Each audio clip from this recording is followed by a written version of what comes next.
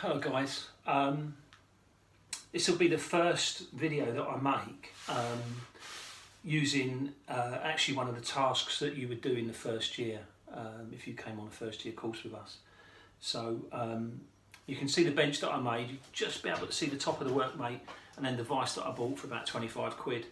And you've got some 18mm dowels here holding the top into the little ladder frame I made out of CLS.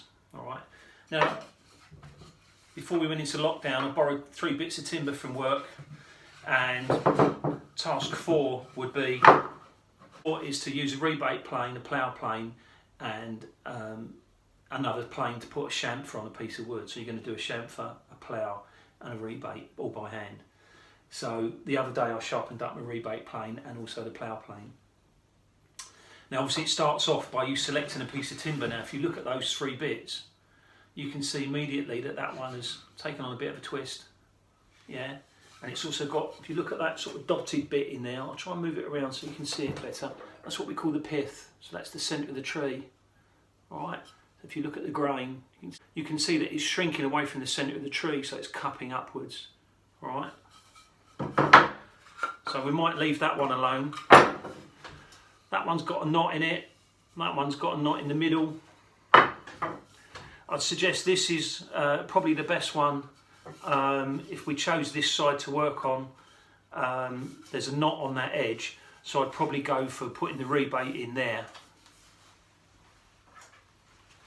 So let's just mark it up with a pencil, just roughly. So if I put I'm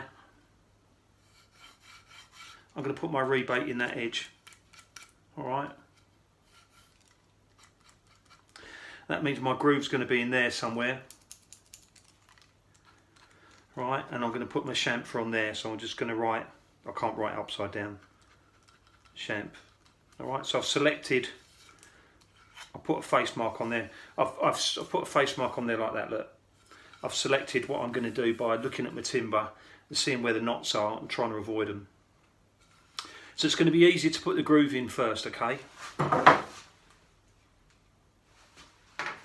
So I'm going to get the plough plane and set it up. So I've got my own actually, but I borrowed this one from work because I didn't know what my one was like. So this one takes different size blades, so you can move this apart and you can pop that in there. Alright, so that's the 10mm blade that I sharpened up the other day. And it hooks over that adjuster, look. See that?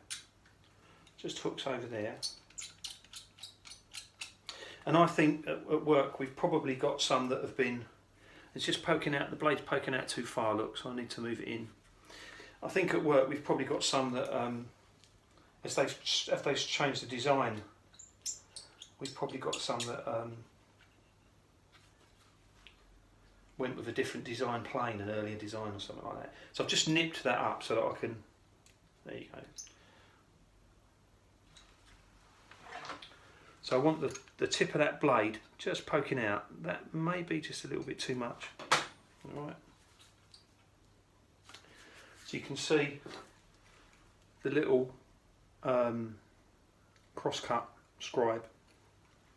All right. Hold on. Might a bit of lead come out. All right. So that looks all right. We'll give that a nip up, and then we'll set this blade up so that it's in the middle. It's in the middle of our piece of wood, alright? So to find the middle, we're going to just measure it. That's 94, so 47 is in the middle. Let's do it in pen so you can see it. So 47 about there, that was a good guess, wasn't it? And then we'll set the fence up to suit that.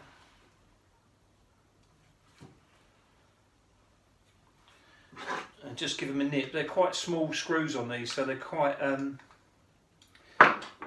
easy to go wrong. We'll set the depth of the fence up to 10. Should be right.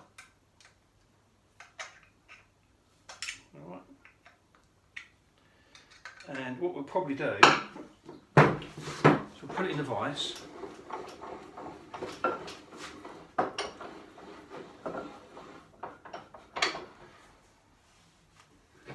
And it looks, yeah, might just get away with that, but you'll see the fence is going to hit the top of the vise, so we might find we have to screw an old piece of wood to the underside to get our depth working properly.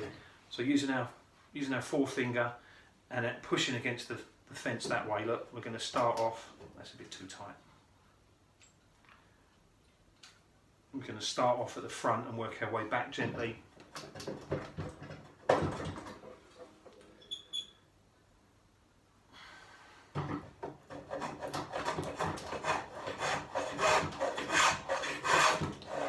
So start off at the front, gradually work your way back. So we've run out of a bit of our fence is riding on the top of our vise there, so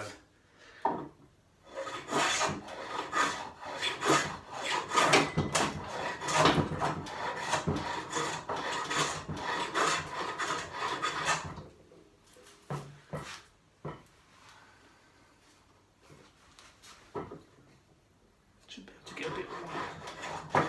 What I don't like about this is that there's room, if you can just see in there, there's room for that cutter to chatter. Right.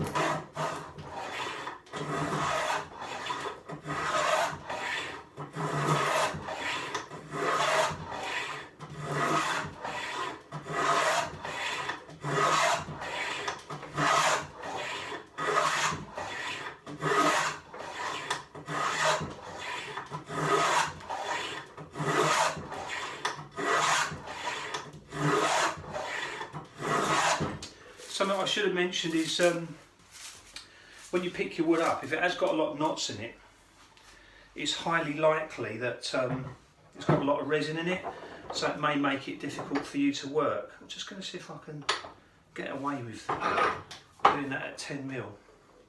Now if you were getting some splintering on this edge, you could always set up your mortise gauge and then run a gauge through there, and it will just pick up to the inside edge of the groove. It will just pick up any of that splintering, alright?